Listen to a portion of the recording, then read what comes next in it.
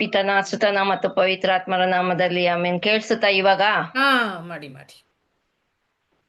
ಅಮ್ಮ ತಂದೆಯೇ, ಇವರು ಮಾಡುವಂತ ಪ್ರತಿಯೊಂದು ಕೆಲಸ ಕಾರ್ಯಗಳಿಗೂ ನಿಮ್ಮ ಆಶೀರ್ವಾದ ಅವರ ಮೇಲೆ ಇದ್ದು ಯಾವುದೇ ಅಡೆತಡೆ ಇಲ್ಲದಂತೆ, ನಮ್ಮಂತೆ ಎಷ್ಟೋ ಜನರು ಈ ವಾಕ್ಯವನ್ನು ಓದಿ ಅರಿವಿಲ್ಲದೆ ಇರುವಂತ ಸಮಯದಲ್ಲಿ ಇವರು ನಮಗೆ ಅರಿವನ್ನು ತಿಳಿಯುವಂತೆ ಮಾಡಿದ್ದಕ್ಕಾಗಿ ನಿಮಗೆ ಸ್ತೋತ್ರ ತಂದೆಯೇ.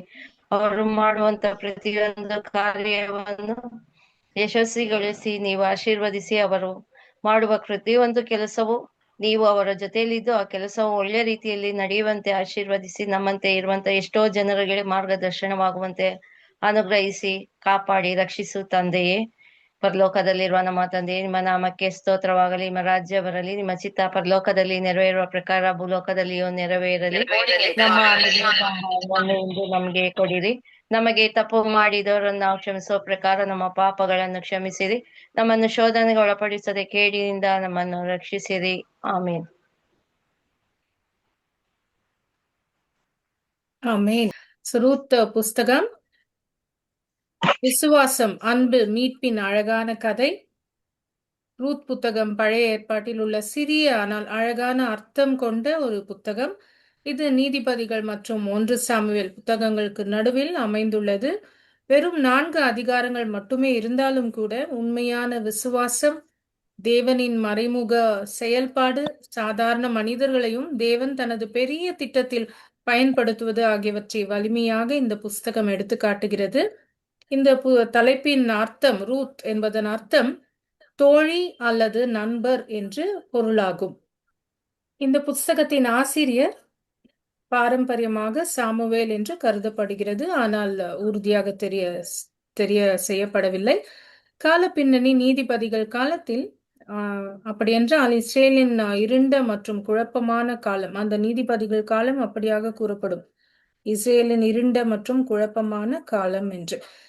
நடைபெறும் இடங்கள், முக்கியமான இடம், இந்த ஸ்டோரி நடைபெறும் இடம் பெத்லஹேம் மற்றும் மோவாப். இந்த புஸ்தகத்தின் நோக்கம் தேவனின் மீட்பு திட்டம் எல்லோருக்கும் உரியது, இவன் வெளிநாட்டினருக்கு கூட என்பதையும், உண்மையான அன்பும் விசுவாசமும் எப்போதும் பலன் பெறும் என்பதை இந்த புஸ்தகம் காட்டுகிறது.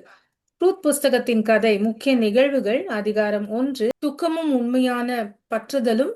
பெத்லகேமில் பஞ்சம் ஏற்பட்டதால் எபிமெலேக்கு தனது மனைவி நவோமி மற்றும் 2 மகன்களுடன் மோவாப் தேசத்திற்கு செல்கிறார். அங்கே எபிமெலேக்கு பின்னர் இரு மகன்களும் இறந்து விடுகிறார்கள்.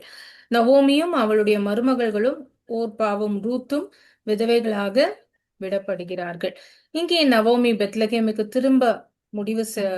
திரும்ப வரும்படியாக முடிவு செய்து மருமகள்களை தங்கள் நாட்டிலேயே இருக்க சொல்கிறாள். ஓர்பா, இந்த முதல் மருமகள், கண்ணீருடன் பிரிகிறாள். அவள் நவோமியை விட்டு சென்று விடுகிறார். ஆனால் ரூத் நவோமியை விட்டு பிரிய மறுக்கிறாள். அவள் புகழ்பெற்ற வார்த்தைகள் இந்த புத்தகத்தில் நாம் படிக்கிறோம். அவள் சொல்கிறாள், நீர் போகும் இடத்திற்கே நானும் போவேன். உங்கள் ஜனங்கள், மக்கள் என் மக்களாகும், உங்கள் தேவன் என் தேவனாகவும் ஆவார் என்று ரூத் 1:16 வசனத்தில் நாம் படிக்கிறோம். ஆகையால் இந்த அதிகாரத்திலிருந்து நாம் தெரிந்து கொள்வது, ஒரு வெளிநாட்டு பெண்ணாக ரூத் இருந்தாலும் கூட சுகத்தை விட விசுவாசத்தையும் அன்பையும் ரூத் தேர்ந்தெடுக்கிறாள் என்று 1ஆம் அதிகாரம் நமக்கு கூறுகிறது. 2ஆம் அதிகாரம், ரூத் போவாஸை சந்திக்கிறார். பெத்லஹேமில் நவோமிக்கு உதவ ரூத் வயல்களில் மீதமுள்ள தானியங்களை சேகரிக்க செல்கிறாள். அவள் போவாஸ் என்ற செல்வந்தரும் நல்ல மனமுடையவருமான மனிதரின் வயலில் வேலை செய்ய நேரிடுகிறது. அவர் எலிமெலேக்கின் உறவினர் ஆவார். இந்த போவாஸ் ரூத்தின் விசுவாசத்தையும் தாழ்மையையும் கவனித்து அவளுக்கு பாதுகாப்பும் உதவியும் அளிக்கிறார். இந்த அதிகாரத்திலிருந்து நாம் தெரிந்து கொள்வது, ரூத்தின் தாழ்மையான செயல்கள் கவனிக்கப்படுகின்றன.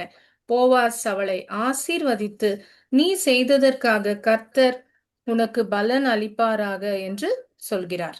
3ஆம் அதிகாரம், தைரியமான வேண்டுகோள். இங்கே நவோமியின் ஆலோசனைப்படி ரூத் களஞ்சிய தளத்தில் போவாஸை சந்தித்து தன்னை மீட்பாளராக ஏற்றுக்கொள்ளும்படி கேட்கிறாள். அந்த காலத்தில் குடும்ப வரிசையை காப்பாற்ற உறவினர் விதவையை மணப்பது ஒரு பழக்கமாக இருந்தது. போவாஸ் அவளுடைய நல்ல குணத்தையும் மரியாதையையும் பாராட்டுகிறார். ஆனால் முதலில் உரிமையுள்ள இன்னொரு உறவினர் இருப்பதாக கூறுகிறார். இந்த அதிகாரத்திலிருந்து நமக்கு தெரிவது, ரூத் தைரியத்துடனும் மரியாதையுடனும் நடக்கிறார். போவாஸ் நேர்மையுடனும் கண்ணியத்துடனும் பதில் அளிக்கிறார். லாஸ்ட் சாப்டர் 4ஆம் அதிகாரம் மீட்பும் மரபும். போவாஸ் மற்ற உறவினருடன் பேசி அவர் தனது உரிமையை விட்டுக் கொடுக்கிறார். பின்னர் போவாஸ் ரூத்தை மணக்கிறார். அவர்களுக்கு ஒபேத் என்ற மகன் பிறக்கிறார். ஒபேத் ராஜா தாவீதின் தாத்தாவாகிறார். இவ்வாறு ஒரு மோவாபிய பெண்ணும் விதவையுமான ரூத் இயேசு கிறிஸ்துவின் வம்சவரியை இடம்பெறுகிறாள். ஆகையால் தேவன் எந்த பின்னணியில் இருந்தவராக இருந்தாலும் கூட அவர்களை தனது திட்டத்திற்கு பயன்படுத்த முடியும் என்பதை இது நமக்கு வெளிப்படுத்துகிறது. ஆகையால் இந்த ரூத் புஸ்தகம் நமக்கு கூறும் பாடம் சிறிய விஷயங்களில் உண்மையா இருப்பது தேவனின் பெரிய திட்டத்தில் இடம்பெற வழிவகுக்கிறது என்று. வாழ்க்கை கசப்பாக தோன்றினாலும் கூட நவோமி சொன்னது போல என்னை மாறா என்று அழையுங்கள் என்று தேவன் மறைவாக செயல்பட்டு கொண்டிருக்கிறார். உண்மையான அன்பு, அமைதியான கீழ்ப்படிதல், தாழ்மையான சேவை ஆகியவற்றின் மூலம் அவர் நம்மால் நினைக்க முடியாது அளவிற்கு பெரிய மீட்பின் கதையை நெய்த்து கொண்டிருக்கிறார் என்று. ரூத் ஒரு தீர்க்கதரிசி அல்ல, போர்வீரர் அல்ல, ராணியும் அல்ல. அவள் வெறும் விசுவாசமான ஒரு சிம்பிள் பெண். ஆனால் அந்த விசுவாசமே வரலாற்றை மாற்றியது என்று ரூத் புஸ்தகம் நமக்கு கூறுகிறது. We'll move on to the book of First Samuel. ಒಂದು ಸಾಮುವೇಲ ಪುಸ್ತಕವು ನ್ಯಾಯಾಧೀಶರು ಯುಗದ ಅಂತ್ಯದಿಂದ ರಾಜಕೀಯ ಯುಗದ ಆರಂಭದವರೆಗೆ ದೇವರ ಕಾರ್ಯವನ್ನ ಚಿತ್ರಿಸುತ್ತದೆ. ಇಲ್ಲಿ ಇಸ್ರೇಲಿನಲ್ಲಿ ನಾಯಕತ್ವ ಬದಲಾವಣೆ ದೇವರ ಯೋಜನೆಯ ಭಾಗವಾಗಿತ್ತು. ಹಾನಾ ಪ್ರಾರ್ಥನೆ, ಸಾಮುವೇಲನ ಕರೆಯು, ಸೌಲನ ಉದಯ ಮತ್ತು ಪತನ ಮತ್ತು ದಾವಿದನು ದೇವರ ಆರೈಕೆ ಅನುಗ್ರಹ ಇವೆಲ್ಲವೂ ಈ ಪುಸ್ತಕದ ಹೃದಯ.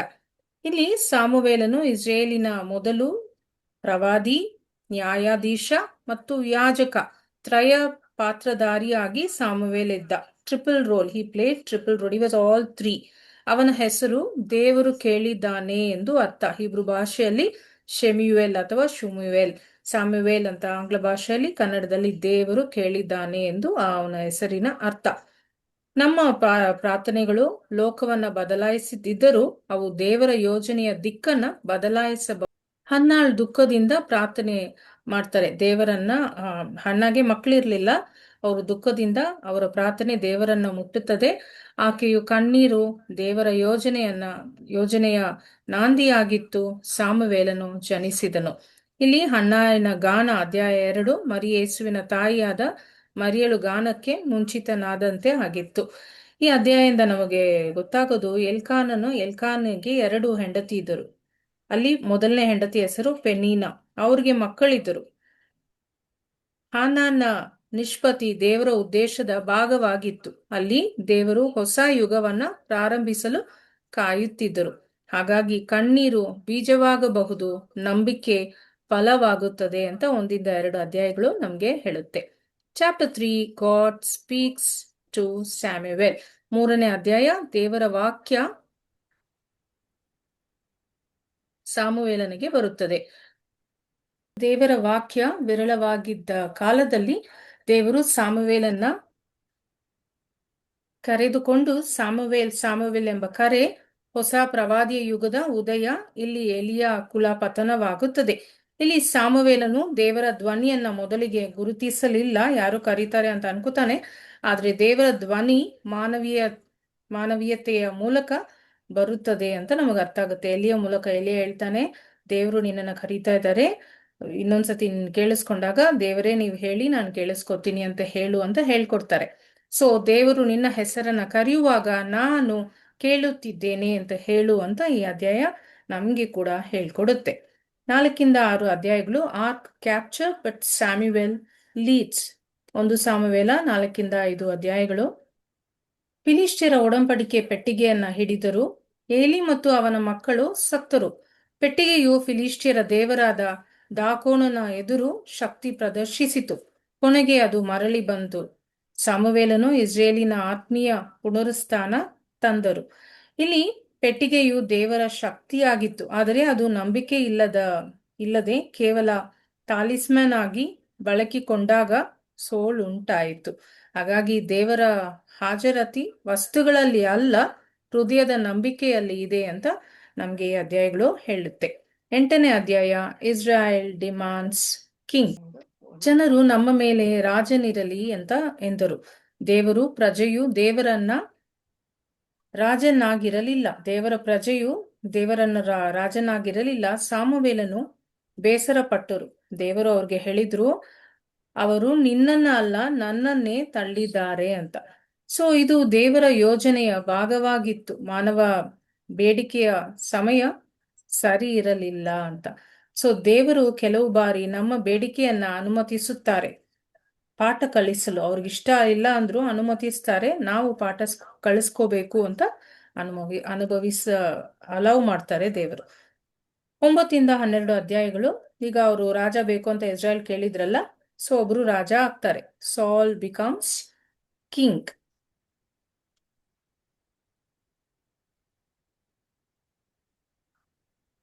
ಸೌಲನು ಸಾಮಾನ್ಯ ಕುಟುಂಬದಿಂದ ದೇವರು ಆಯ್ಕೆಯಾದ ರಾಜನಾದನು.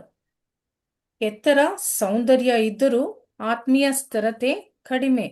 ಸಾಮುವೇಲನು ಜನರ ಮುಂದೆ ಅವನನ್ನ ಅಭಿಷೇಕಿಸಿದರು. ಇಲ್ಲಿ ಸೌಲನು ಪ್ರವಾದಿಗಳ ಗುಂಪಿನಲ್ಲಿ ಪ್ರವಾದಿಸಿದನು, ಆದರೆ ಶಕ್ತಿ ತಾತ್ಕಾಲಿಕವಾಗಿತ್ತು, ಸ್ಥಿರತೆ ಇಲ್ಲದೆ. ಹಾಗಾಗಿ gifting without grounding in obedience leads to downfall. ಅವ್ನು ಸಕ್ಸಸ್ಫುಲ್ ಆಗೋಕೆ ಆಗೋದಿಲ್ಲ. 13 ಇಂದ 15 ಅಧ್ಯಾಯಗಳು ಹೇಳುತ್ತೆ, ಸಾಲ್ ಡಿಸೋಬೇಸ್ ಗಾಡ್. ಸೌಲ್ ರಾಜ ಆದ, ಆದ್ರೆ ಏನಾಗುತ್ತೆ, ಸೌಲನು ಯಾಜಕನ ಕರ್ತವ್ಯ ಮಾಡುತ್ತಿದ್ದನು. ದೇವರ ಆದೇಶ ಉಲ್ಲಂಘನೆ ಅಮಾಲೇಕರನ್ನ ಸಂಪೂರ್ಣ ನಾಶ ಮಾಡಬೇಕಾದರೂ ಆತ ಉಳಿಸಿದನು. ದೇವರು ಅವನನ್ನ ತಳ್ಳಿದ್ದರು. ಸೊ ಸೌಲನು ದೇವರ ನಾಮದಲ್ಲಿ ವಿಧೇಯತೆ ಇಲ್ಲದೆ ಆಜ್ಞೆ ಮಾಡಿದನು. ದೇವರ ಸೇವೆ ಆಜ್ಞೆಗಿಂತ ಹೆಚ್ಚೆಂದು ಅಲ್ಲ ಅಂತ. ಅವರು ದೇವರ ಮಾತಿಗೆ ಕಂಪ್ಲೀಟ್ ಆಗಿ ಒಬೀಡಿಯಂಟ್ ಆಗಿ ಇರ್ಲಿಲ್ಲ.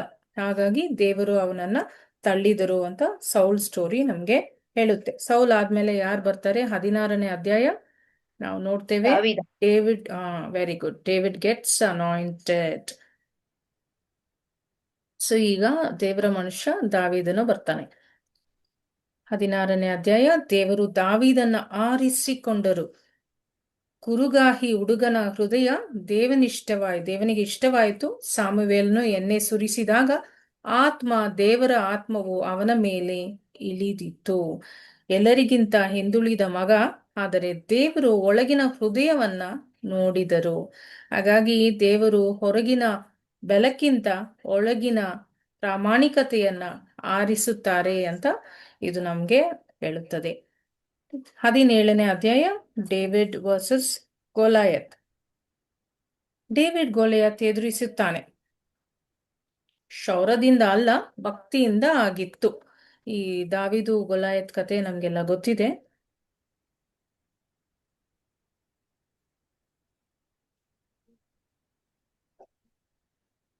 ಭಕ್ತಿಯಿಂದ ಆಗಿತ್ತು. ಕಲ್ಲು ಮತ್ತು ನಂಬಿಕೆ ಶಾಸ್ತ್ರಕ್ಕಿಂತ ಶಕ್ತಿಯುತ ಆಯ್ತು ಅವನ್ಗೆ. ದಾವಿದನ 5 ಕಲ್ಲುಗಳು ಕೇವಲ ಆಯುಧವಲ್ಲ, ಅದು ದಾವಿದನ 5 ಗುಣಗಳು ಆಗಿತ್ತು. ನಂಬಿಕೆ, ಧೈರ್ಯ, ಶಾಂತಿ, ವಿಧೇಯತೆ, ನಿಷ್ಠೆ. ಈ 5 ಕಲ್ಲುಗಳಿಂದ ಅವನು ಗೊಲಯತನ್ನ ವಿನ್ ಮಾಡ್ತಾನೆ. ಹಾಗಾಗಿ ನಂಬಿಕೆ ಅಸಾಧ್ಯ ವಿಷಯವನ್ನ ಸಾಕ್ಷ್ಯವಾಗಿ ಪರಿವರ್ತಿಸುತ್ತದೆ ಅಂತ ಈ ಡೇವಿಡ್ ಗೊಲಾಯತ್ ಸ್ಟೋರಿ ನಮ್ಗೆ ಹೇಳುತ್ತೆ. Faith turns impossibility into testimony. Repeat that 5 stones you told, Mama. ಏನಮ್ಮ? 5 stones you told, the 5 characters of David. Faith, courage, ನಂಬಿಕೆ, ಧೈರ್ಯ, ಶಾಂತಿ, ವಿಧೇಯತೆ, ನಿಷ್ಠೆ. English, please. Sorry, English. ನಂಬಿಕೆ ಫೇತ್, ಧೈರ್ಯ ಕರೇಜ್, ಶಾಂತಿ ಪೀಸ್, ವಿಧೇಯತೆ ಒಬಿಡಿಯನ್ಸ್, ನಿಷ್ಠೆ being loyal, being true. So ಈ 5 ವಿಷಯಗಳು, ಅದರಿಂದ ಅವನು ದೇವರ ಭಕ್ತಿಯಿಂದ ಅವನು ಗೆಲ್ತಾನೆ ಅಂತ ನಮ್ಗೆ ಇದು ಹೇಳ್ಕೊಡುತ್ತೆ. ಸೊ ದಾವಿದೀಗ ರಾಜ ಆದ, ಮತ್ತೆ ಸಾಲ್ ಸುಮ್ನಿರ್ತಾನ. ಸೊ ದೆನ್ ಏನಾಗುತ್ತೆ? Saul gets jealous on who? on David. So Saul's jealousy grows. ದಾವಿದನ ಖ್ಯಾತಿ ಏರಿಕೆ ಆಗುತ್ತಿರಲಿ, ದಾವಿದನು ಗ್ರೋ ಆಗ್ತಾ ಇರ್ತಾನೆ. ಸೌಲಿನ ಹಿಂದೆ ಮರೆಯುವಾಗ ಸೌಲನ ಹೊಟ್ಟೆ ಕಿಚ್ಚು ಬೆಳೆಯುತ್ತದೆ. ಜಾನತನನ ಒಪ್ಪಂದ ಸ್ನೇಹವು ನೈಸರ್ಗಿಕ ನಿಷ್ಠೆಯ ಪ್ರತಿನಿಧ್ಯವಾಗಿ ಸ್ವರ್ಗದ ಮಾದರಿ ಆಗಿತ್ತು. ಇಲ್ಲಿ ಜಾನತನನು ತನ್ನ ರಾಜ ಪದವಿಯನ್ನ ತ್ಯಾಗಿಸಿ ಮೊದಲ ರಾಜಕುಮಾರನಾದನು ದೇವರ ಯೋಜನೆಗಾಗಿ. ಸೊ ಸ್ನೇಹ ದೇವರ ಉಡುಗೊರೆ, ನಿಷ್ಠೆ ದೇವರ ಸ್ವಭಾವ ಅಂತ ಈ ಅಧ್ಯಾಯಗಳು ನಮ್ಗೆ ಹೇಳುತ್ತೆ. Jonathan stripped his royal robe for David, symbolizing surrender to God's chosen. Therefore, true friendship honors God's purpose above self-interest ಅಂತ ಈ ಸ್ಟೋರಿ ನಮ್ಗೆ ಹೇಳುತ್ತೆ. Next we C 21 to 23 chapters of first Samuel. ಏನಾಗುತ್ತೆ 21 ಅಧ್ಯಾಯದಿಂದ.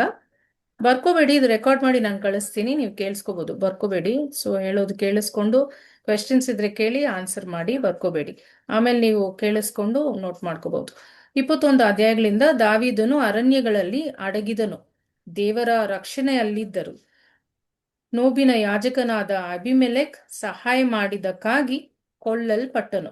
ಇಲ್ಲಿ ದಾವೀದನು ಅಕೀಷನ ಮುಂದೆ ತಾನೇ ಹುಚ್ಚನೆಂದು ತೋರಿಸಿದನು. ದೇವರು ಕೆಲವೊಮ್ಮೆ ಅಸಾಧಾರಣ ಮಾರ್ಗಗಳಲ್ಲಿ ಕಾಪಾಡುತ್ತಾರೆ ಅಂತ ಇದು ಹೇಳುತ್ತೆ. David was on run, he was running to save himself. ದೇವರ ರಕ್ಷಣೆ ಕೆಲವೊಮ್ಮೆ ವಿಚಿತ್ರವಾಗಿ ಕಾಣಬಹುದು, ಆದರೆ ಅದು ನಿಖರ ಅಂತ ನಮಗೆ ತಿಳಿಯುತ್ತೆ. David fled from cave to cave. He acted insane before Ashish to survive.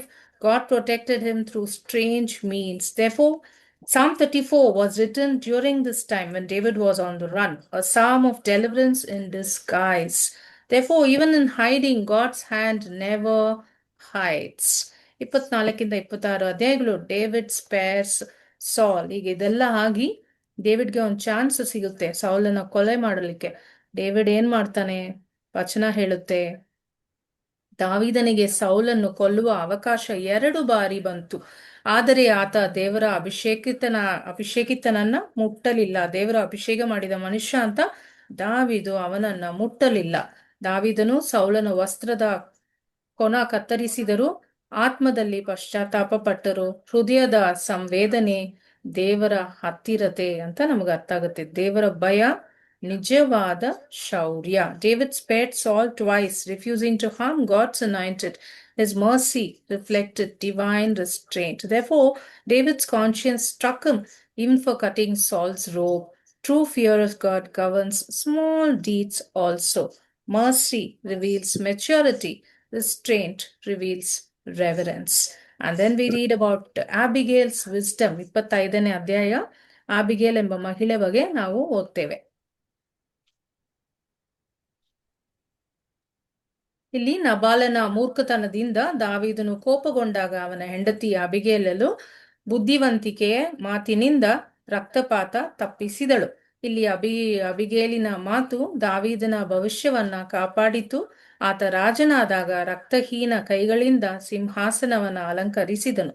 ದೇವರು ಶಾಂತಿ ಉಳ್ಳವರ ಮೂಲಕ ಬಿಕ್ಕಟ್ಟನ್ನ ತಡೆಯುತ್ತಾರೆ ಅಂತ ಈ ಅಬಿಗೇಲ್ ಸ್ಟೋರಿ ನಮ್ಗೆ ಹೇಳುತ್ತೆ. ಅಬಿಗೇಲ್ಸ್ wisdom turned David's anger into grace. His discernment prevented future guilt.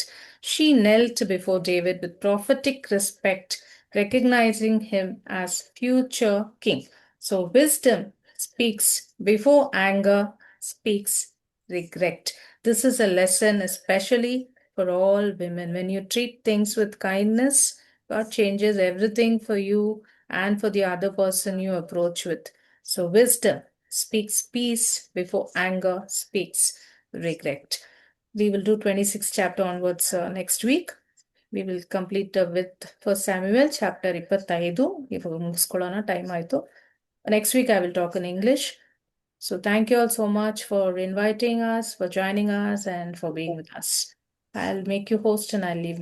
Thank you. Continue the reading. Thank you and God bless. And Kannada ಅಷ್ಟು ಚೆನ್ನಾಗಿಲ್ಲ, adjust ಮಾಡ್ಕೊಳ್ಳಿ. ಪರವಾಗಿಲ್ಲ. Thank you, ma'am. Thank you so much. Thank you. Thank you very much. Good night. Thank you. Good night and God bless. Good night, brother. Thanks for joining, brother.